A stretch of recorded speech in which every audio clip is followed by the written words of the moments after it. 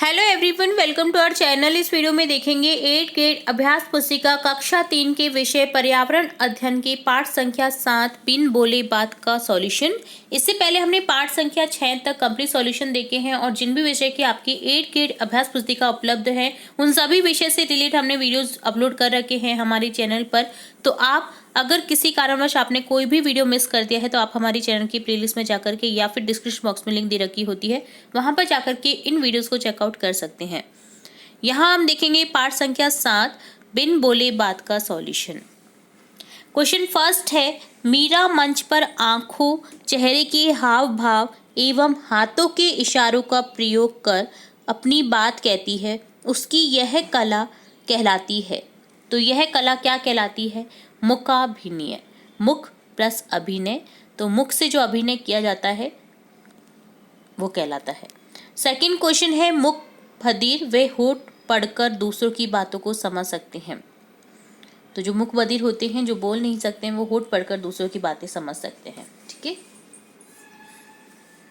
Third question है, सही जोड़ी मिलान कीजिए। जो देख नहीं सकते वो होते हैं अंधे, जो बोल नहीं सकते वो होते हैं गूंगे, जो सुन नहीं सकते वो होते हैं बहरे, जो चल नहीं सकते हैं वो कहलाते हैं अपंग।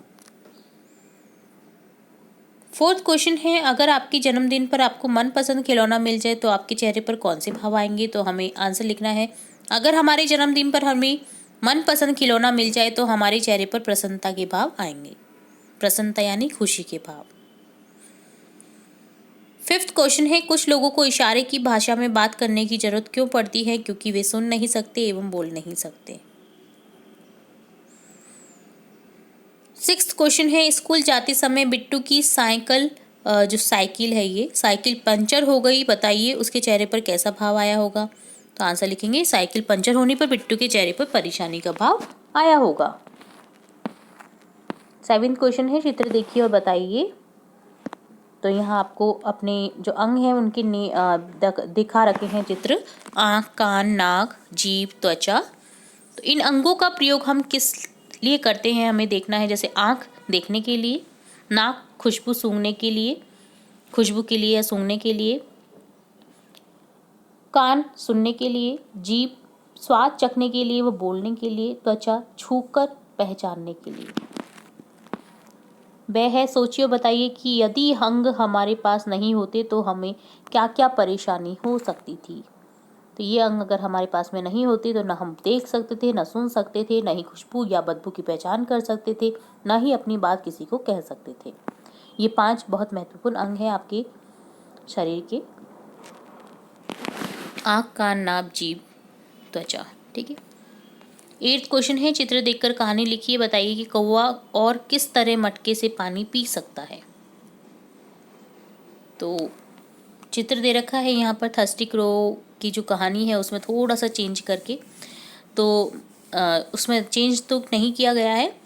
तो थर्स्टी क्रो ही की कहानी है ये, आपको और भी बता सकता है कि और किस तरह से पानी पी सकता है। ठीक है, अगर आपको बताना है तो, नहीं तो यहाँ पर स्टोरी तो हमें लिखनी है। एक कौवा बहुत प्यासा था, वह इधर उधर पानी ढूंढने लगा। उसने एक मटका देखा, उसमें बहुत कम पानी था। उसने इधर उधर से कंकड़ उठाए और मटके में डाल दिए, जिससे पानी ऊपर आ गया और कौवे ने पानी पी लिया और उड़ गया। ठीक है, तो किस तरह से मटके से पानी पी सकता है? कौवा कंकड़ों को डाल करके जब पानी उठेगा तो वो पी सकता है। ठीक है।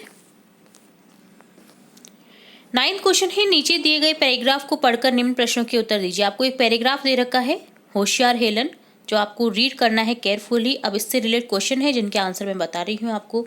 ए है, हेलन अपनी बीमारी के बाद बच तो गई लेकिन वह फिर रिक्त स्थान और रिक्त स्थान नहीं पाई, तो वह फिर देख और सुन नहीं पाई।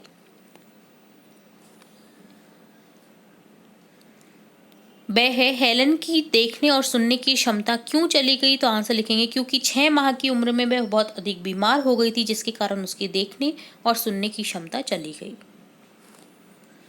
से है, हेलन की माँ ने हेलन को पढ़ाने के लिए किसे बुलाया? आंसर लिखेंगे, हेलन की माँ ने एक दयालु अध्यापिका एस्नी सुलीवन को बुलाया। हेलन ने चीजों को पहचानना कैसे सीखा? तो आंसर लिखेंगे, हेलन ने छूकर चीजों को पहचानना शुरू किया। और ई है, हेलन किस तरह की लड़की थी? हेलन बहुत ही होशियार, बहादुर, समझदार और मेहनती लड़की थी।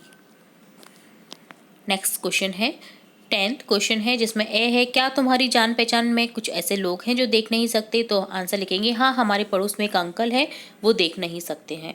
बे है, तुम उनकी मदद कैसे करते हो? तो आंसर लिखेंगे हम उनकी मदद उनको रास्ता क्रॉस करवा कर या उनकी अन्य कोई खरीदारी का जो कार्य होता है कार्य के मदद कर सकते हैं।